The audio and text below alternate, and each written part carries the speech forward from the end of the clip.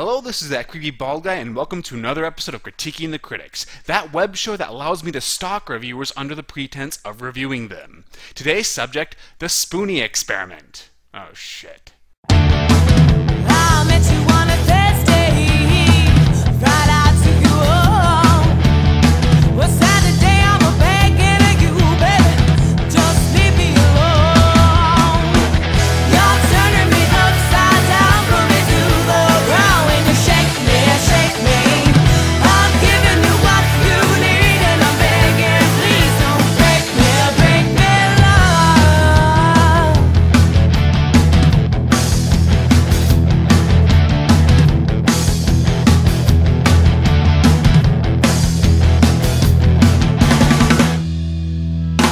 Now, reviewing Spoony is a bit pointless as everybody knows who he is, and therefore I doubt the masses who are interested in video reviewing need me to articulate why they should watch or avoid him. But my fans like it when I tell them what they already know.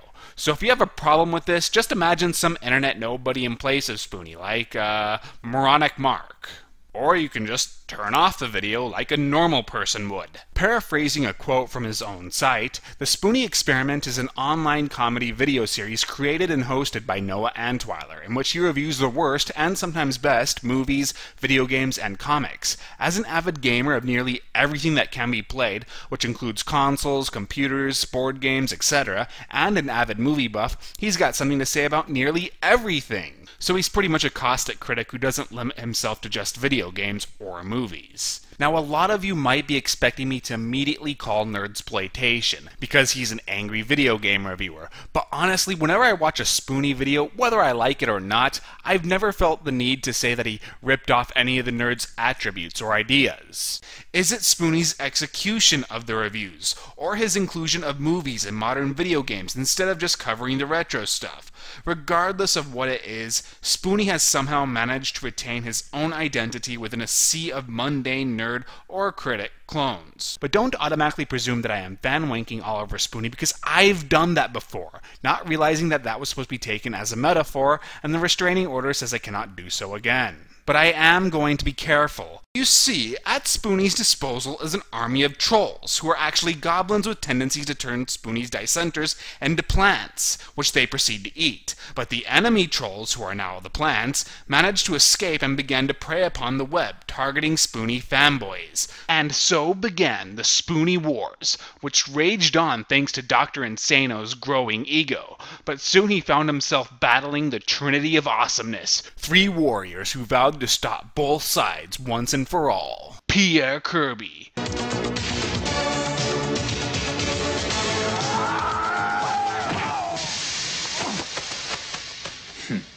What a useless guy. Red Brown,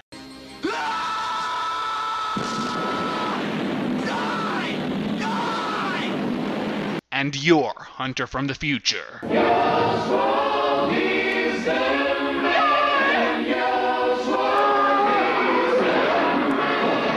It was amazing. Hey, my meth-inspired interpretations of this flame war are far more interesting than the reality of a bunch of nerds typing at their keyboards furiously. But what do both sides of the coin have in common, besides their virginity and failed dreams? Well, they're both really not going to like me after this review, because it's not positive enough to win over the fanboys, and it's not negative enough to win over the detractors. So whichever side wins, I lose. Yet before I can critique Spoony, oh yeah, I was supposed to be reviewing him, wasn't I? There are a few things I must cover. Enjoying his works is less about what is good or bad, but concerns what you like or dislike in relation to video reviewing. The first and most important thing to discuss is, what do you think of angry reviews? Does it provide a brand of comedy that you enjoy? Do you think it has become stale? Can someone be funny enough to redeem a lame concept, or is it even fair to dislike Spoony for it because he didn't ruin angry reviewing, the countless imitators did? It is important that you consider this, because it might single-handedly determine what your opinion is on Spoony 1. Personally, I am tired of the trend, but I can enjoy it if I'm in the right mood, or they do something different with it, like the Cinema Snob. The second point to consider is how badly was Spoony hyped up for you. A lot of people told me that he was the bestest reviewer of all time, which is just another way of saying he's the most disappointing reviewer of all time. Low expectations are a viewer's best friend, and yes, I am perfectly aware that I am guilty of doing the same thing whenever I laud a critic. On the other hand, the detractors have created such a culture of their own that many have just dismissed Spoony without really giving him a chance, so it's just best to avoid the hype. The third point is going to be the most awkward. Yeah, we're going there. Many people have turned their backs upon Spoony not because of the quality of his reviews, although there have been complaints about that decreasing too, but because he has the tendency to be very thin-skinned.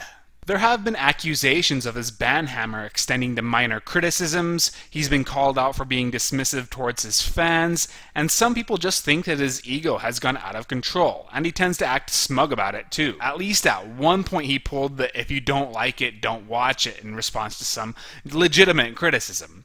Now, I am reluctant to spend too much time with this because I wasn't around during these events, and I feel that to have a real say here, I would have to be a first-hand witness or even a victim. At least most of these horror stories are from the past, and Spoony appears to have softened up. To be fair, his fan base does have the tendency to be a little unreasonable. I mean, just look at this tweet and consider what it is implying. Well, how was I supposed to know that showing up at your house with some dead animal carcasses was considered poor form? So I understand Spoony's wariness when it comes to his own fan base, even if I don't agree with it. Now, the detractors, on the other hand, seem to have this weird, creepy obsession over the guy. These people struggle with accepting their homosexual feelings towards Spoony and need a hug. Obviously, these fans and detractors represent a minority. Most of the people who watch Spoony's videos, whether they like him or not, are reasonable people. But nobody wants to talk about the sane and normal viewers because we're all boring. So let's end it on this. Trolls, get lives. The fact that you go crazy over a video reviewer showcases how much you fail. Spoony, caustic critics are not allowed to say if you don't like it, don't watch it. Think about that. Maybe if you retained your fans, you wouldn't have to resort to that midstream ad bullshit. Ugh, I hate those midstream ads. Anyway, I really don't care. The internet brings out the best and the worst of us, and we can be saints or pricks on the web depending on how we're feeling. But many people do take that seriously, and the backlash Spoony has faced serves as a warning to all video reviewers. So while it means nothing to me, it might mean something to you. I know that this video probably seems pointless, but it provides context to a lot of my points for the next video, and perhaps more importantly, I get to cover my ass by pointing out some of the issues that Spoony's enemies have with him too. But this was just the setup for my full analysis of the Spoony experiment. A very long and fillery setup. Anyway, if you are interested in watching Spoony's videos, I suggest that you come out from that rock you've been hiding under and check the links in my description. Be sure to follow me on Twitter and all of that nonsense, and of course remember, those who cannot do, critique.